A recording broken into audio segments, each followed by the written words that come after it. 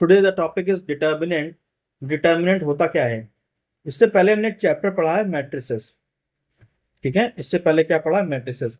Matrices में जो भी स्क्वायर मैट्रिक्स होता है, क्या होता है? स्क्वायर मैट्रिक्स, किसी भी ऑर्डर का। ठीक, कोई भी स्क्वायर मैट्रिक्स है, उस स्क्वायर मैट्रिक्स से एसोसिएटेड एक नंबर होता है।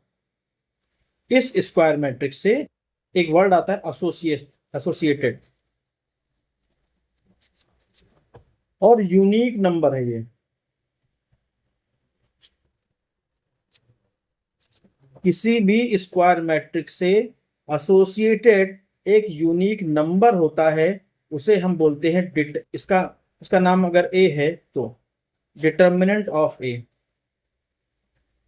What is the determinant? It is a number, it is a unique number, it is a unique number associated with N E square matrix. Clear है? डिटरमिनेंट क्या होता है? एक यूनिक नंबर होता है जो किसी स्क्वायर मैट्रिक्स से एसोसिएटेड होता है। ठीक है, अब इसको निकालने का तरीका क्या है? तो सबसे पहले मैं आपको 2x2 की जो स्क्वायर मैट्रिक्स होती है, मैं उसी से आपको निकाल के सिखाऊंगा।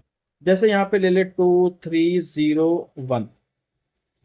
ठीक है, अब ये तो है मैट्रिक्स, लेकिन जब मैं ऐसे लिखूंगा ये बार, तो इसका मतलब हुआ determinant of this square matrix 2 3 0 1, और इसे ऐसे लिख लेंगे, this is the matrix, this is the determinant of A. A means square matrix A. Is that clear? इसको सॉल्व करके वो यूनिक नंबर निकालना सिखाने जा रहा हूं, कैसे सॉल्व करेंगे। इसका तरीका होता है, इसको इससे इंटू कर दो, इसको इससे इंटू कर दो, बीच में माइनस लगा दो। दैट मीन्स 2 × 1 - 0 × 3 कितना आया? तो इस मैट्रिक्स की जो डिटर्मिनेंट वैल्यू हुई वो हुई 2। क्लियर? ये तो खाली फॉर्म है, लिखने का तरीका है। वैल्यू इसकी क्या आएगी? मॉड ऑफ ए या डिटर्मिनेंट ऑफ ए। इसको बोलते हैं determinant of A is equal to 2। कोई प्रॉब्लम हो तो बताइए। सही है। नाउ अब कोई मैट्रिक्स है हमारे पास है जिसका ऑर्डर 3x3 है। ठीक है, इसका ऑर्डर क्या है? 3x3। तो एवरी स्क्वायर मैट्रिक्स ए, ये कोई मैट्रिक्स का नोटेशन है ना, standard form, general form of order N. We can associate a number real और कॉम्प्लेक्स। वो नंबर कैसी हो सकती है? जो नंबर एसोसिएटेड थी वो रियल भी हो सकती है, कॉम्प्लेक्स भी, called determinant of square matrix A. Clear है? Where A I J is equal to A I J element of A, ये आप जानते हैं। अब ऑर्डर की बात करेंगे। ऑर्डर, अगर किसी का ऑर्डर सिर्फ 1 है, 1 है अगर ऑर्डर, मैट्रिक्स ऑफ ऑर्डर 1, यानी कि उसमें स्क्वायर मैट्रिक्स में नहीं, उसमें सिर्फ एलिमेंट 2 ही है। क्या एलिमेंट है? 2। ये कोई मैट्रिक्स थी जिसमें ऑर्डर 1 था, उसमें 2 रो 2 कॉलम नहीं थे, एक ही रो एक ही कॉलम, तो एक एलिमेंट आएगा। उसका जब डिटरमिनेंट निकालेंगे तो उसका आंसर 2 ही होगा केवल। क्लियर? जब हम सेकंड ऑर्डर का मैट्रिक्स ऑफ ऑर्डर 2, अभी मैंने आपको निकाल के दिखा दिया, सेम। क्लियर है? आगे देखते हैं। अब आता है 3x3 का जो है मैट्रिक्स, उसका हम डिटरमिनेंट निकालेंगे। कोई सिंपल तरीका पहले ले लें, तो वैल्यू लेंगे तो उससे ज्यादा समझ में आएगा, अदरवाइज ऐसे समझ में नहीं आएगा। ये एग्जाम्पल, ठीक है, हमारा सिर्फ पर्पज इस एग्जाम्पल से है, तो मैं इसको कॉपी कर लेता हूं। Now this is the 3x3 third order की डिटर्मिनेंट है। ठीक है, 3x3 की मैट्रिक्स होगी कोई ए, और उसी का डिटरमिनेंट हमने लिख लिया। क्लियर? ये उसका डिटरमिनेंट वैल्यू है। इसको कैसे सॉल्व करते हैं वो समझिए। किसी भी रो या किसी भी कॉलम के अलोंग इसको एक्सपेंड करेंगे, एक्सपेंशन करेंगे किसी भी रो या किसी भी कॉलम के अलोंग। ठीक है, चलिए मैं काम आपको करके दिखाता हूं। फर्स्ट रो के अलोंग हम एक्सपेंशन करेंगे। किसके अलोंग? फर्स्ट रो के along, along the first row. ठीक, आप किसी भी रो या किसी भी कॉलम के अलोंग एक्सपेंशन कर सकते हैं। तो यहाँ पे सबसे पहले जो एलिमेंट है वो है 1, है ना। 1 के आगे ब्रैकेट लगा लीजिए, ठीक, क्लियर है। फिर यहाँ पे अभी आपको एक चीज सिखाना पड़ेगा मुझे, एक सिंबल होता है वो समझिए, plus minus plus, minus plus minus, plus minus plus. इस टेबल को याद कर लीजिए। अगर हम पहली रो के अलावा एक्सपेंशन करेंगे तो यहाँ पे पहला प्लस होता, लिखने की जरूरत नहीं। अगला साइन माइनस, इसलिए माइनस लगा लेंगे, 2 लिख लेंगे। 2 कहाँ से आया, ये वाला 2, जो सेकंड एलिमेंट। फिर से ब्रैकेट लगाएंगे, ठीक है, और फिर से 4 लिखेंगे। 4 का साइन यहाँ क्या आएगा, प्लस वाला, ठीक। अगर हम सेकंड रो के अलावा एक्सपेंशन करेंगे तो फिर ये साइन चलेंगे, पहला ही माइनस हो जाएगा, बीच वाला प्लस हो जाएगा साइन, ठीक।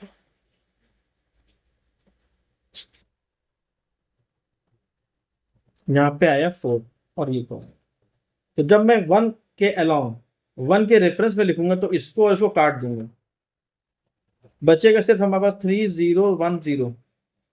इसमें हम इसको इससे इंटू करेंगे, इसको इससे इंटू करेंगे, बीच में माइनस कर देंगे। जैसे 2/2 का सिखाया था वैसे ही ये 2/2 का डिटरमिनेंट बन गया। तो कितना आएगा, 3 × 0 0, 1 × 0 0, 0 - 0 0, इन शॉर्ट 0। -2, इस माइनस से मतलब नहीं है, तो फार्मूले वाला माइनस। यहाँ पे अगर ये -2 होता तो यहाँ प्लस हो जाता, माइनस माइनस प्लस हो जाता।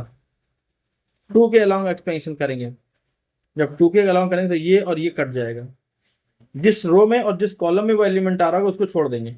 1 0 4 0, -1 है, 0 4 0, 1 का इससे हुआ 0, इसका इससे हुआ 0, नेट 0। फिर अब 4 के अलावा करेंगे, ये और ये कट जाएगा। -1 × 1 कितना आया, 1 माइनस का, 4 × 12 माइनस का, तो ये कितना आया, -13। ये तो सब 0 0 हो गए, प्लस का 4 × माइनस का 13, आंसर कितना आया, -52। अब आप किसी भी रो किसी भी कॉलम के अलावा एक्सपेंड करके देखोगे, आंसर हर बार यही आएगा। Therefore it is a unique number associated with this matrix. Clear है, कभी ये बदलेगा नहीं। तो हमने थर्ड ऑर्डर का भी कर लिया, सेकंड ऑर्डर का भी कर लिया, 1 ऑर्डर का भी कर लिया। तो पहले में क्या था, सिर्फ इसका एक्सपेंशन था। दूसरे पार्ट में इसकी प्रॉपर्टीज आ जाती हैं, ठीक है, प्रॉपर्टीज ऑफ द डिटर्मिनेंट, उनको ध्यान से समझेंगे, वो ज्यादा इंपॉर्टेंट है।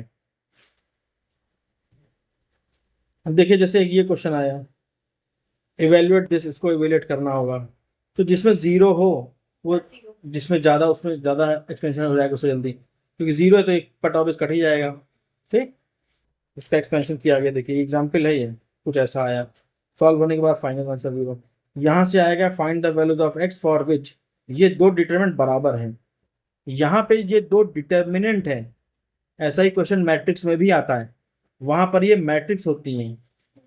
3x x1 मान लेते हैं, तो ये मैट्रिक्स और डिटरमिनेंट में फर्क है।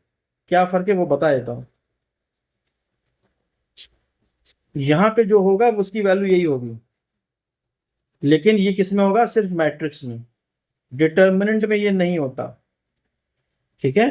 डिटरमिनेंट इसको सॉल्व करेंगे, इसको सॉल्व करेंगे, इसको सॉल्व करेंगे, ये आएगा कैसे, 3 × 1 3, x × x x²। इसी तरह इसको भी सॉल्व करेंगे, इक्वेशन बनेगी, उसको सॉल्व करेंगे तब आंसर आएगा। पहले एक्सरसाइज देखिए, सॉल्व कर लेंगे। यहाँ पे शो दैट है, 2a है, तो पहले a जो मैट्रिक्स है इसको 2 से मल्टीप्लाई करके 2a निकाल लेंगे, सभी को 2 से मल्टीप्लाई कर देंगे, ठीक है। 2 से मल्टीप्लाई करने के बाद 2a आ जाएगा, उसका हम डिटरमिनेंट निकालेंगे। फिर a का, सिर्फ a का ही डिटरमिनेंट निकालेंगे, उसको 4 से इंटू करेंगे, दोनों बराबर आ जाएंगे, ठीक है, ध्यान प्रूव हो जाएगा हमारा ये। थर्ड वाला देखिए, उसमें भी सेम ऐसे ही करना है। फिफ्थ वाले में देखिए, इनको इवेल्युएट करना है, थर्ड ऑर्डर। सिक्स वाला देखिए, ये दिया है आपको, a निकालना है भाई, यहाँ पे x की वैल्यू निकालनी, सेम वही क्वेश्चन। ये पहली एक्सरसाइज हमारी खत्म हो गई यहाँ पे, क्लियर, इसमें कोई प्रॉब्लम नहीं। हम आते हैं next exercise, properties of the determinant. First property क्या होती है वो सुनिए ध्यान से। The value of the determinant remains unchanged if it's row and columns are interchanged. ये कोई डिटरमिनेंट है, इसके अगर रो और कॉलम को हम इंटरचेंज कर दें तो उसकी वैल्यू नहीं बदलती। कैसे? Interchange column of delta we get a determinant. जैसे ध्यान से देखो, A1 B1 ये कॉलम है, A1 B1 C1। इस सारी A1 A2 A3 को हमने इस रो को कॉलम में बदल दिया है, लेकिन ट्रांसपोज मैट्रिक्स में होता है, डिटरमिनेंट में नहीं होता। ठीक है, रो को कॉलम से इंटरचेंज कर दिया। ध्यान से सुनो, remember if it's row and columns are interchange, row और कॉलम को आपस में इंटरचेंज कर दें तो भी उसकी वैल्यू वही आएगी। क्लियर है? पहली थ्योरम हो गई। ठीक, दूसरी theorem, it follows from the above that if A is a square matrix then determinant of A is equal to determinant of A dash। A एक मैट्रिक्स है, उसका डिटरमिनेंट A जो मैट्रिक्स है उसका जो ट्रांसपोज लिया उसका डिटरमिनेंट हमेशा बराबर आएगा। वही बात है ना, अभी जो पढ़ाया आपको मैंने। ये प्रॉपर्टी किसे वेरीफाई कराना है, सिंपल हो जाएगा। प्रॉपर्टी 2 क्या है? इफ एनी टू रोज, कोई दो रो या दो कॉलम और columns of A determinant are interchange then the sign of the determinant changes. जैसे पहली वाली रो और दूसरी वाली रो को हम इंटरचेंज करें, R1 को R2 बना दे, R2 को R1 बना दे, तो डिटरमिनेंट में एक माइनस साइन आ जाएगा पहले। ठीक है, then the sign of the determinant changes. कैसे देखते हैं? देखो, इसको चेंज किया था, इसको चेंज किया था, थर्ड रो को, थर्ड को फर्स्ट से चेंज कर दिया, इंटरचेंज है ये। ठीक है, तो आंसर क्या आया? देखो, delta 1 is equal to minus delta. ये डेल्टा 1 है और जो डेल्टा थी पहले वाली मैट्रिक्स, इसमें कितना फर्क आया? माइनस का फर्क आ गया। ठीक है, पहली प्रॉपर्टी क्या है? पहली प्रॉपर्टी क्या है? कॉलम और रो को चेंज कर दो, कोई फर्क नहीं। अगर किसी भी दो रो या दो कॉलम को इंटरचेंज करोगे तो माइनस साइन आएगा। दूसरी प्रॉपर्टी समझ आ गई? इसमें वेरीफाई करके देख सकते हैं आप किसी वैल्यूज में, जैसे यहाँ पे प्रॉपर्टी 2। ठीक है, इसको सॉल्व किया हमने, आंसर आया -28। इस डिटरमिनेंट को सॉल्व किया एक्सपेंशन के थ्रू, आंसर आया -28। कोई कंफ्यूजन? अब R2 और R3 को चेंज कर दिया, इंटरचेंज। R2 और R3 को, R1 वही है, इनको इंटरचेंज किया, इसको डेल्टा 1 नाम दिया, इसको सॉल्व करेंगे, आंसर आया 28। तो यहाँ पे कितना था? -28, यहाँ पे कितना है? 28, यानी कि माइनस साइन चेंज हो गया इसका। Third property, any two row और columns of determinant are identical. अगर एक ही जैसे हों, कोई भी दो रो या दो कॉलम के सारे एलिमेंट एक जैसे हों, सेम, तो क्या होगा? The value of the determinant is 0। जैसे देखो, ये सही है और ये है ना, दो कॉलम कैसे हैं? Identical, the answer is 0 without solving it by property. चौथी प्रॉपर्टी क्या है? Each element of a row और column of A determinant is multiplied by a constant k then its value gets multiplied by k। यहाँ पे क्या होता है? जैसे अगर मैट्रिक्स होता, यहाँ पे 2 से मल्टीप्लाई, तो ये 2 सब में मल्टीप्लाई हो जाएगा, है ना। लेकिन इसमें ऐसा नहीं, इसमें सिर्फ किसी एक रो या किसी एक कॉलम में मल्टीप्लाई होगा। क्लियर? डिटरमिनेंट में अगर जैसे k है ना, तो ये k कॉमन आके यहाँ आ जाएगा k। मतलब क्या हुआ? ये हुआ तो यही होगा ना, k एक होगा और वो किसी रो में अंदर चला गया, किसी भी रो या किसी भी एक कॉलम में अंदर वो मल्टीप्लाई होगा बस। या अगर एक में है तो उसको कॉमन लेके बाहर ले सकते हैं। ठीक है, जैसे देखो यहाँ था, ये के बाहर आ गया, के से इंटू हुआ, फिर देखो ये आ गया। क्लियर है? आगे देखो, प्रॉपर्टी 5 इंपॉर्टेंट है यहां से। इफ सम और all elements of a row और column of a determinants are expressed as sum of two or more terms then the determinant can be expressed as sum of two more। जैसे ये एक कोई determinant थी पहले, इसमें λ1 λ2 λ3 है, किसी एक रो में प्लस में एलिमेंट लिखे हैं या माइनस में होते हैं, ठीक, तो भी हम इसको प्लस में लिख लेते हैं। ये दो, इस डिटरमिनेंट को दो पार्ट में स्प्लिट कर लेंगे ऐसे, A1 B1 C1, A2 B2 C2, A3 B3 C3, lambda 1 B1 C1, lambda 2 B2 C2।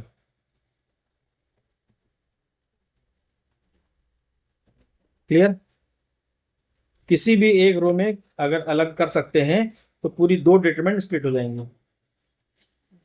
लेकिन फिर अगर हम भाग से करें तो B1 प्लस B1 क्यों B करके हो जाता? ये डिटरमिनेंट कभी ऐसे ऐड ही नहीं होता जैसे आप ऐड कर रहे हो, ये डिटरमिनेंट है, मैट्रिक्स नहीं है।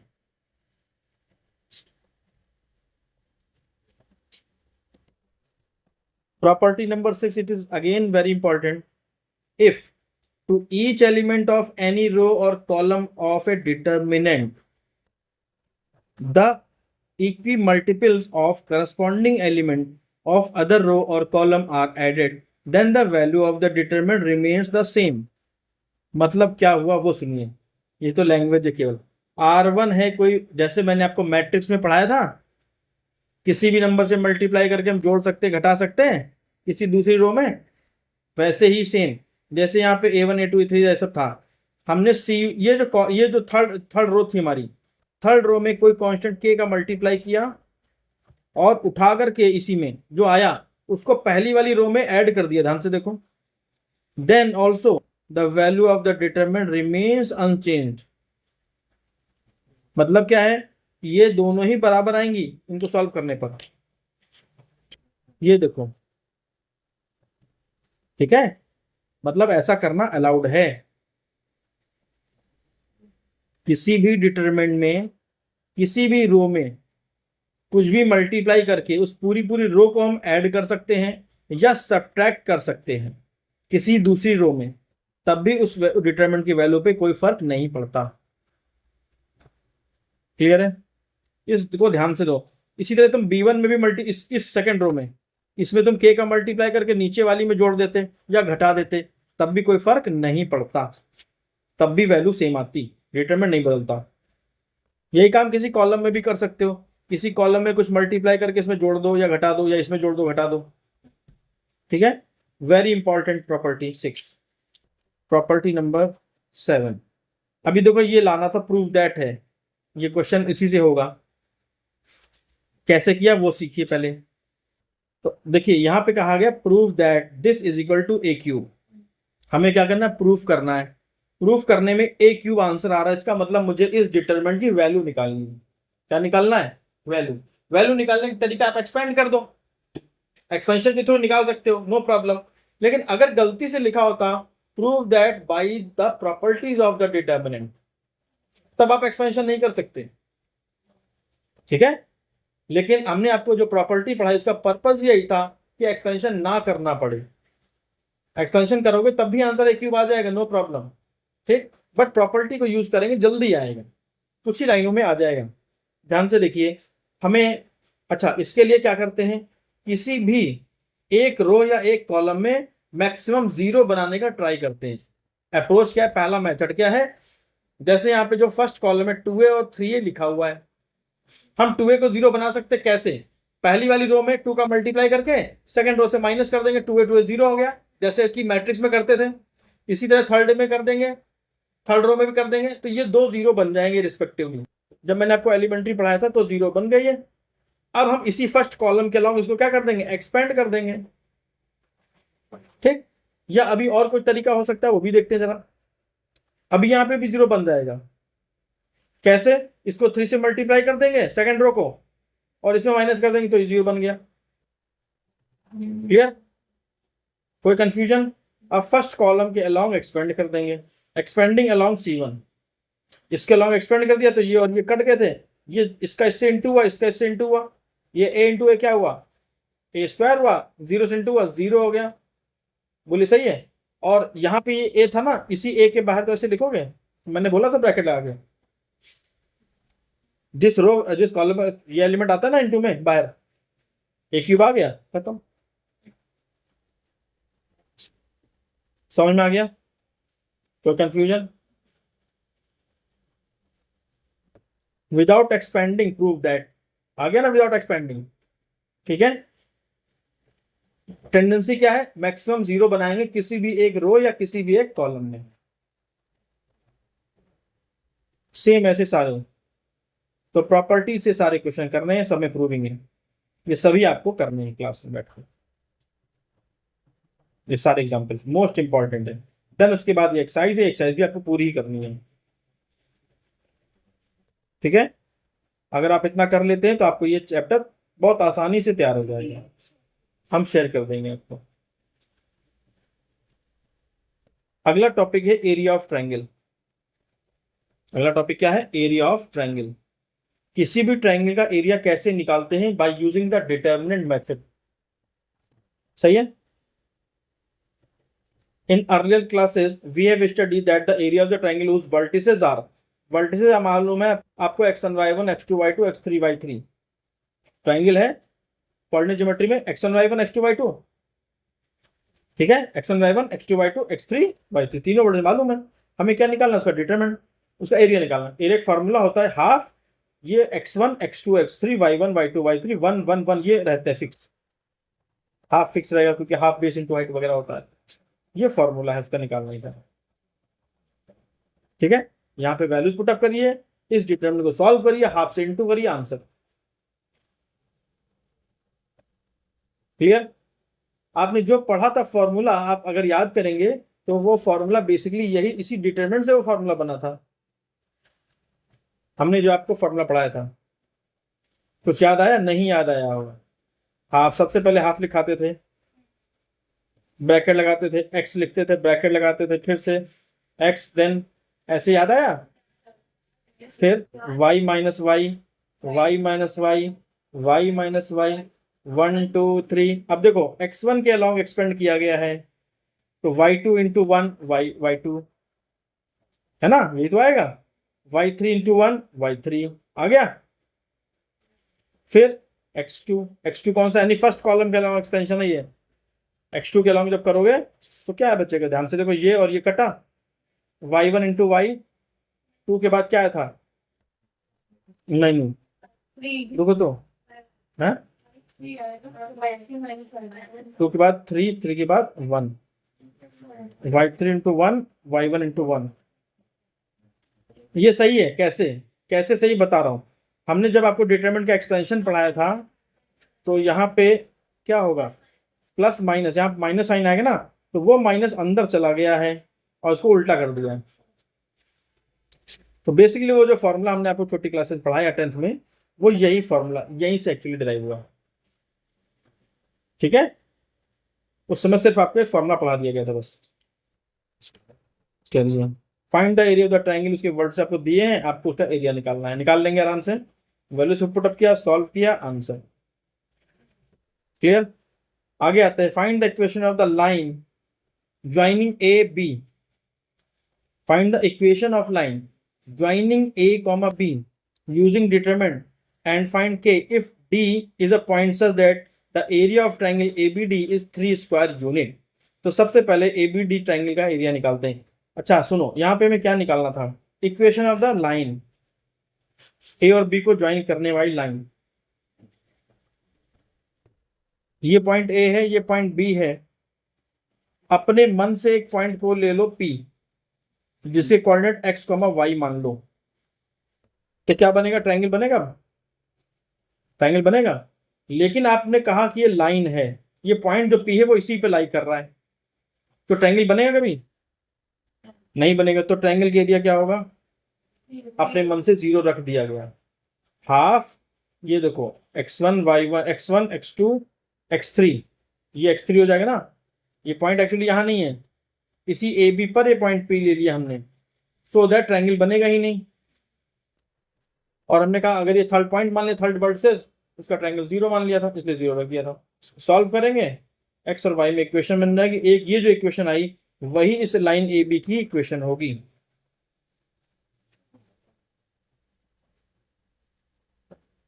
क्लियर? कोई कंफ्यूजन? थर्ड एक्सरसाइज, सारे इसमें ट्रायंगल का एरिया निकालना है। ये तीनों पॉइंट कोलिनियर है, कोलिनियर का मतलब ट्रायंगल का एरिया 0। ये तीनों आपके वर्ड से दे दिए गए, इससे आप डिटरमिनेंट वैल्यू निकालिए, आंसर 0 आना चाहिए। 0 आ जाएगा तो कोलिनियर हो जाएगा। वैल्यू ऑफ के for which the triangle is 4 square unit, आपको ट्रायंगल का एरिया दे दिया गया। डिटरमिनेंट में सारे वैल्यू रखिएगा और डिटरमिनेंट के आगे क्या रखेंगे, जैसे हाफ लिखते हैं आप डिटरमिनेंट लिखते हैं, इसके आगे यहाँ पे 4 लिख दीजिएगा क्योंकि एरिया कितना है 4 है। ठीक, इसी तरह ये भी करना है, इसी तरह ये भी करना है। फिर आता है हमारा अगला टॉपिक माइनस एंड कोफैक्टर्स। ठीक है, माइनर एंड कोफैक्टर क्या होते हैं अभी वो मैं आपको अलग से बताऊंगा। इसके बाद क्या है वो मैं देखूँ जरा, एक क्वेश्चन के थ्रू कराऊंगा तो ज्यादा समझ में आएगा, अदरवाइज समझ में आने में दिक्कत होती है। जैसे ये क्वेश्चन, सिर्फ इसको समझते हैं। यहाँ पे ये जो स्मॉल a11 लिखा है, 11 नहीं है, ये a11 है, ये कैपिटल में लिखा है। जो स्मॉल में लिखा है वो माइनर है, ये माइनस है, और जो कैपिटल में वो कोफैक्टर है। सही, तो मुझे इसमें क्या निकालना है, माइनर और कोफैक्टर। पहले मैं आपको निकालना सिखा दूं ये होता क्या है। ठीक है, एक बड़ी सी वैल्यू जैसे यही डिटरमिनेंट ले लेता हूं, इसी से सिखा दूंगा मैं आपको।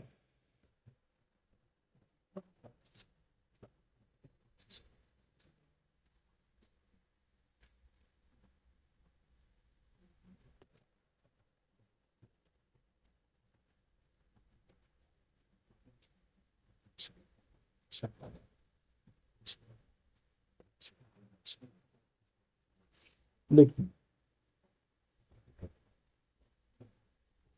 ये जो 2 है, हमें इसमें हर एलिमेंट को एक्सपेंड करना होगा। आपको मैंने पहली रो या किसी भी रो के अलावा एक्सपेंशन सिखा रखा है, और आपको साइन टेबल पढ़ा रखी है। साइन टेबल का यूज मत करो थोड़ी देर, उस साइन टेबल को किनारे कर दो।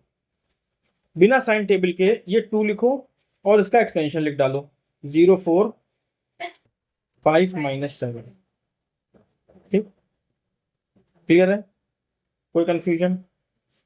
अच्छा, यहाँ पे कितना आएगा, -20। अच्छा सुनो, ये 2 भी नहीं लिखना है, हाँ ये 2 भी नहीं लिखना है, इसके अलोंग जो वैल्यू आ रही है सिर्फ इनको लेना है। ठीक, ये आएगा -20। सही है, ये केवल जो -20 आया ये आया माइनर। ये क्या आया, किस किस एलिमेंट का माइनर आया है, इसकी पोजीशन a11, a11 है ये, माइनर 11 लिखा है, a11 m11, वैल्यू कितनी आई -20। अब इसी के साथ ये जो 2 लिखा, 2 भी लगा लो, और 2 का साइन वैसे हमारी साइन टेबल में क्या होता था, पहला साइन प्लस, बस इसको लगाते ही ये कोफैक्टर बन गया। तो माइनर में क्या होता था, सिर्फ ये वैल्यू आती थी माइनर की। ठीक, अब जैसे इसमें इतने सारे एलिमेंट हैं, इसमें कितने माइनर निकलेंगे, इसका एक निकलेगा, इसका एक निकलेगा, सबका एक एक माइनर निकलेगा। टोटल कितने निकलेंगे माइनर, 9 माइनर निकलेंगे। ठीक है, कोफैक्टर कितने निकलेंगे, 9। क्लियर। अब जैसे -3 वाले का हम माइनर देखते हैं, इसका माइनर देखेंगे सिर्फ समझाने के लिए, ये और ये कट जाएगा, 6 4 1 और -7, माइनस का 42, -42 -4 × 1 4, कितना आया, माइनस का 46। लेकिन ये आया इसका माइनर, ये क्या आया, माइनर, माइनर आया इसका a13, नहीं first row second column, first row second column -46 is the minor. Clear, but यहां तो माइनर आया, अब इसका जो साइन होगा, इस 3 से मतलब नहीं है, सिर्फ इसके साइन से मतलब है। हमारी जो साइन टेबल में इसका साइन होता था, पहला प्लस दूसरा माइनस, तो माइनस माइनस क्या हो गया, ये कोफैक्टर हो गया। जब साइन को हम साथ में जोड़ लेंगे तो कोफैक्टर हो जाएगा, साइन को नहीं जोड़ेंगे तो माइनर। ये शॉर्टकट है, इसका प्रॉपर जो है वो सुनिए आप जरा ध्यान से, जिसका प्रॉपर कहा जाता है वो सुनिए ध्यान से। तो माइनर तो निकालना सीख गए आप, नो प्रॉब्लम, सही है। अब माइनर के साथ जब हम कोफैक्टर निकालेंगे, इसको ध्यान से देखना, तो यहां पे ये एक फैक्टर से इनटू कर देते हैं। जो भी आया आपका माइनर, ये माइनर है, माइनर में जो भी आया, जैसे माइनर आया था 1 1 का, इसमें हम -1 की पावर इनटू करेंगे। यहां पे जो लिखा हो वो 11 लिखा है 1 1, तो 1 + 1 लिख देंगे हर जगह। ये जो साइन टेबल आई थी वो आई कैसी थी एक्चुअली, जो साइन टेबल मैंने आपको सिखा दिया ऐसे ही, plus minus plus minus plus minus plus minus plus, ये आया कहां से, वो इससे आया। हर माइनर के पहले -1 लगाओ, और उसकी ये जो भी रिस्पेक्टिवली माइनर हो, 1 1 है तो 1 + 1, अगर यहाँ पे माइनर था 1 2 तो पावर कितनी लगी, 1 + 2। अब यहाँ पे 1 + 2 के हिसाब से हुआ 3, -1 का क्यूब क्या होता है, माइनस, इसी तरीके से माइनस और माइनस प्लस हो गया। ये इसका प्रॉपर तरीका है। माइनर कोफैक्टर क्लियर हो गया? कोई कंफ्यूजन? ठीक है, अभी रुकिए एक मिनट। माइनर कोफैक्टर मैंने आपको एक साथ पढ़ा दिया। यहां से हमारी जो फोर्थ एक्सरसाइज वो शुरू हो जाएगी। ठीक, right the minor and cofactor, सबके माइनर कोफैक्टर आपको निकाल के लिखने हैं। ठीक है, सब में क्या कोफैक्टर एलिमेंट और थर्ड कॉलम का आपको कोफैक्टर निकालना, बस जैसे भी कहा जाए वैसा करते जाइए। उसके बाद हमारा अगला टॉपिक शुरू होगा, adjoint and inverse of the matrix. पढ़ रहे हैं चैप्टर हम डिटर्मिनेंट, लेकिन यहाँ पे क्या आया? मैट्रिक्स, क्योंकि ये डिटरमिनेंट चैप्टर मैट्रिक्स से अलग नहीं हो सकता। बिकॉज डिटरमिनेंट क्या है? It is a unique number associated with a square matrix only. यहाँ पे क्या करेंगे? Adjoint and inverse of a matrix पढ़ने जा रहे हैं, अगला टॉपिक हमारा। ठीक है, वो भी मैं थोड़ी देर में आपको पढ़ाता हूँ। Adjoint and inverse of the, जो इनवर्स ऑफ द मैट्रिक्स है, ये मैं नेक्स्ट क्लास में आपको पढ़ाता हूँ।